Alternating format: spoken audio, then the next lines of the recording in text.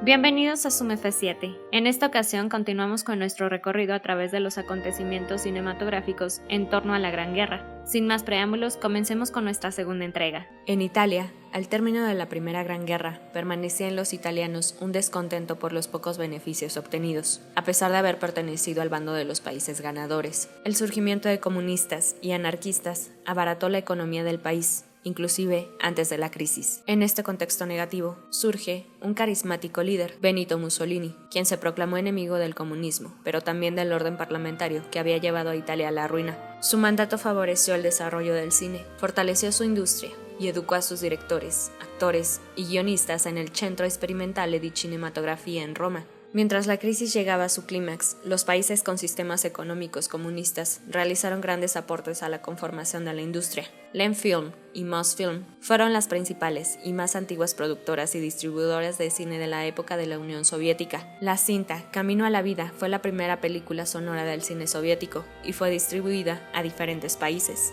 Entre los principales cineastas del periodo se encontraba Grigori Alexandrov, quien adquirió gran popularidad con sus comedias musicales. En el apartado ideológico, cineastas como Mikhail Rom se encargaba de ensalzar a su líder en películas como Lenin en octubre, donde se muestra al cabecilla de la revolución como un hombre atractivo y carismático. El gobierno, como se vería en casos como el de Tarkovsky, se limitaba a lo que se producía a sus intereses. Ya con el relevo de Stalin en el poder, se iniciaron campañas de represión y persecución política, que se ha ganado el mote de la Gran Purga, que se extendería hasta tierras mexicanas con la caza de líderes como Trotsky, quien fue asesinado en nuestro país. El control estalinista se extendió a las artes y el fin se modificó. La opinión crítica quedó prácticamente sepultada. Dicha censura repercutió en Occidente. A Estados Unidos arribó Sergei Eisenstein, quien fue incapaz de recibir el presupuesto para filmar una película bajo el sistema de estudios. Así que decidió viajar a México, cuyo ambiente intelectual se encontraba dividido entre los ideales de la revolución y el creciente socialismo. La Revolución Rusa de 1917 había dejado una huella tan fuerte como la mexicana en algunos pensadores nacionales, quienes vivieron el esplendor del muralismo con una carga de izquierda que nunca se ocultó.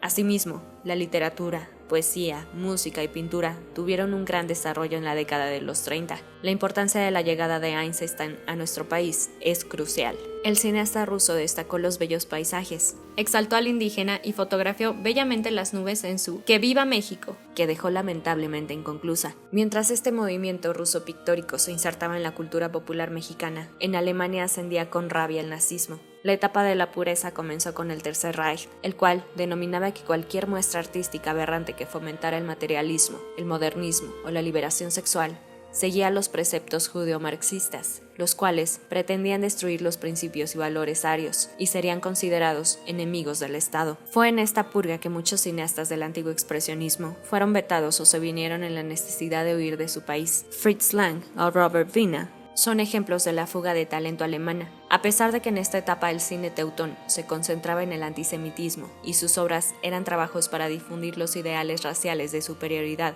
tales como El judío eterno de Fritz Hippler, hubieron filmes que sí pueden considerarse auténticas joyas de la cinematografía, tanto por su complejidad técnica como por el poder de su discurso. De ahí que una de las grandes directoras del séptimo arte estuviera detrás de un par de proyectos que tienen un lugar importantísimo en la historia mundial. El triunfo de la voluntad y Olimpia, de Leni Riefenstahl, mujer prodigio tras la cámara. Sus documentales fueron alabados por el mundo, aún teniendo un carácter nacional socialista, pero no recibieron los máximos galardones por ir en contra de los preceptos predominantes de Occidente. De estar en el lado victorioso de la balanza, probablemente Leni tendría un lugar privilegiado, mejor al que tiene en los libros de cinematografía. Ella fue una vanguardia por sí misma. Al comienzo de la Gran Guerra Patria, es decir, el frente oriental entre Alemania y la URSS en la Segunda Guerra Mundial, el régimen de Stalin preparó cintas propagandísticas para demostrar el heroísmo del pueblo ruso en lucha contra las tropas nazis. Las cintas no fueron muy brillantes, pero a pesar de ello, en 1944, Eisenstein entregó su monumental Iván el Terrible, que hace una argumentación histórica y crítica del tirano. La obra se estrenó hasta 1958,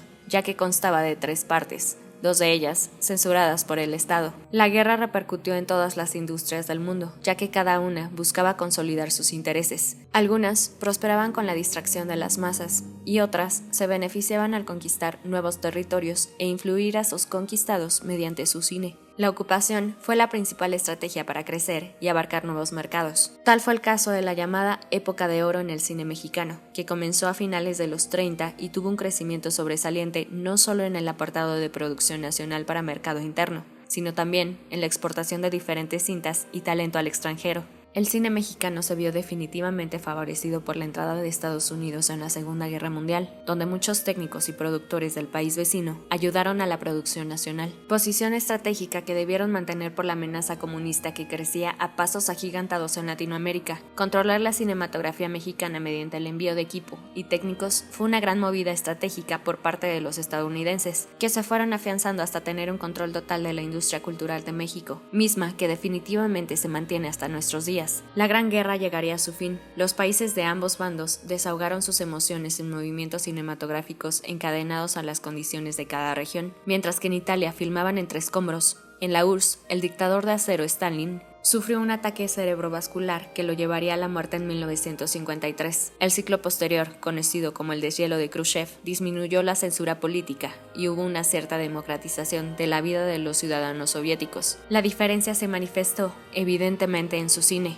Los cineastas abandonaron la propaganda para elaborar complejas obras de arte, como Cuando pasan las cigüeñas de Mikhail Kalatozov, que es hasta ahora la única película rusa ganadora al mayor galardón en Cannes. Otros ejemplos son La balada de un soldado de Grigori Chukray, El destino de un hombre de Sergei Bondarchuk o La infancia de Iván de Andrei Tarkovsky. Todas ellas fueron recibidas con elogios del ámbito artístico internacional. El periodo de la ahora llamada Gran Guerra deja en claro que en la lucha por la dominación del mundo, el arte no juega un papel neutro. Al contrario, está completamente inmerso en estos procesos violentos que van conformando el carácter y el sentido del cine. Su desarrollo ha ido de la mano con las victorias o derrotas de los países participantes, ya sea de manera directa o colateral. No hay movimiento o corriente artística que no surja de la podredumbre, de la miseria o de la necesidad de cambio. El cine terminó de consolidar la revolución industrial en un sentido estricto de globalización, ya que las sociedades que se encontraban distanciadas y políticamente divididas se aproximaron, se conocieron, ya fuera por interés común, el entretenimiento o la política. El mundo se acercó más, aunque paradójicamente la aniquilación hizo conscientes a los realizadores de los alcances del ser humano, tanto para bien